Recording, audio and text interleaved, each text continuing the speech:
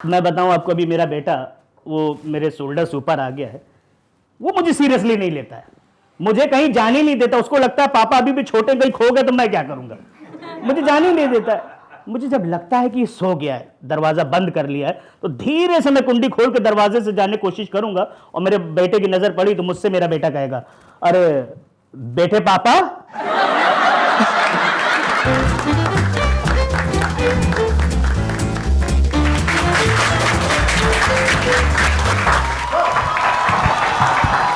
Thank you thank you thank you. मैं जीतू गुप्ता, भाभी जी घर से निकल के आज आ गया हूं आप सबको इंटरटेन करने। आपने वहां पर तो मुझे अजीबोगरीब तरीके से लाफ्टर की मेडिसिन देते हुए देखा होगा, लेकिन आज मैं आप सब लोगों को लाफ्टर के जरिए करने आया हूं आप सबका मनोरंजन।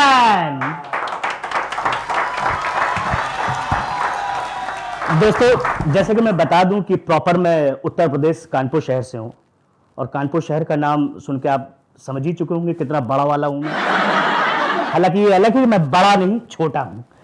दोस्तों, जब मैं पूरे कहीं हिंदुस्तान में भ्रमण करता हूं, शो करने जाता हूं, तो एक चीज मुझे बड़ी हास्यास्पद लगती है। हमारे कानपुर शहर के नाम से, जो उनके एरिया हैं उनके नाम से ही पता चल जाता है हमारा कानपुर शहर का क्या स्टैंडर्ड है, उसमें कितना रस है। क्योंकि कानपुर शहर अजीबोगरीब अपने आप में एक रस बसा हुआ है।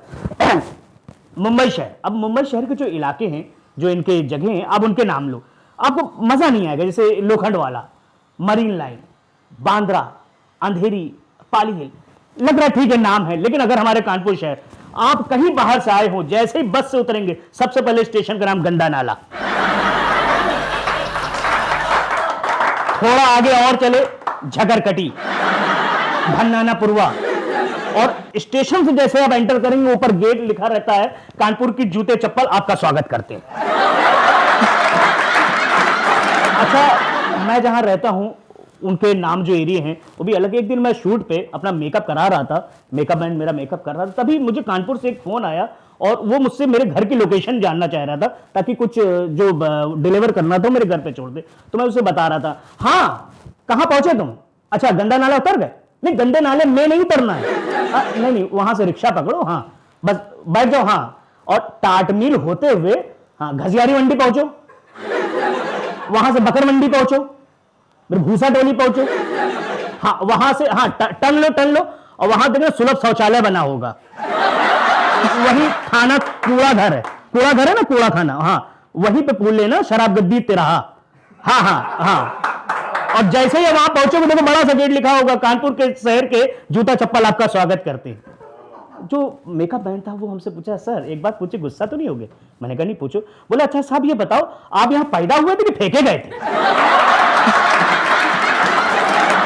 Thank you. अच्छा, मैंने जैसे बताया कि मेरी हाइट की बड़ी प्रॉब्लम है। एक बात मैं जब कहीं परफॉर्म करता हूं तो कंफर्म कर लेता हूं। ये बताइए मैं प्रॉपर दिख रहा हूं आप लोगों को? दिख रहा हूं?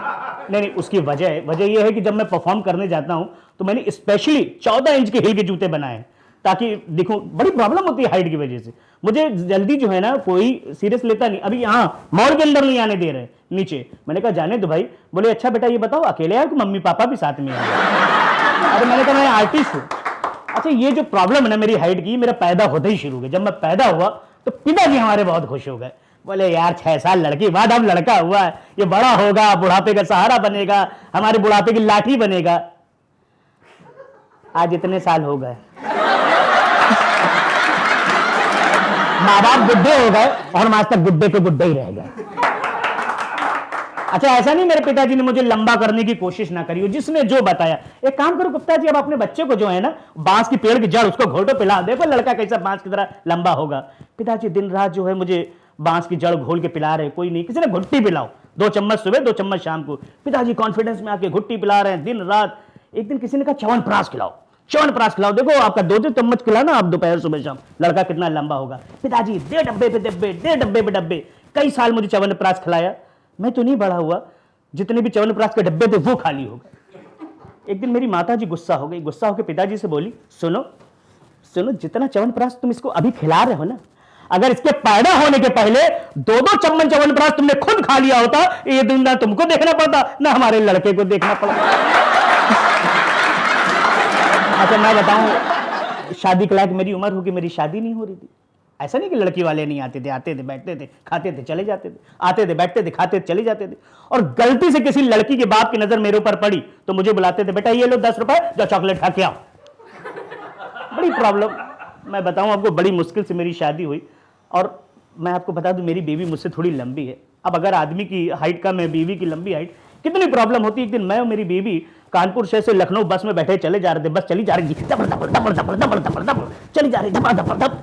कंडक्टर आया, पहले मुझे देख रहा है, अरे, फिर मेरी बीवी को देखा, अच्छा, मुझे देखा, मेरी बीवी को देखा, मुझे देखा, मेरी बीवी को, मेरी बीवी से जाके कह रहा है कि बहन जी बच्चे को गोद में उठा लो ना, इसका पूरा टिकट पड़ जाएगा। मैं बताऊं आपको, अभी मेरा बेटा वो मेरे शोल्डर से ऊपर आ गया है, वो मुझे सीरियसली नहीं लेता है, मुझे कहीं जाने नहीं देता। उसको लगता है पापा अभी भी छोटे, कहीं खो गए तो मैं क्या करूंगा, मुझे जाने नहीं देता है। मुझे जब लगता है कि सो गया है, दरवाजा बंद कर लिया है, तो धीरे से मैं कुंडी खोल के दरवाजे से जाने की कोशिश करूंगा, और मेरे बेटे की नजर पड़ी तो मुझसे मेरा बेटा कहेगा, अरे बेटे पापा, बेटे पापा कहां जा रहे हो? मैंने कहा बस बेटा नहीं बेटे पापा, रात में अकेले नहीं जाया करो। मम्मी चप्पल लो, अम्मी जाएंगे, कहीं आपको कोई उठा के लेके तो हम क्या करेंगे? देखो बेटे पापा टाइम से सोया करो, टाइम से उठा करो, बेटे पापा ये बेटे पापा। हमने ये क्या, अपने बच्चे के बाप नहीं बन पा रहा।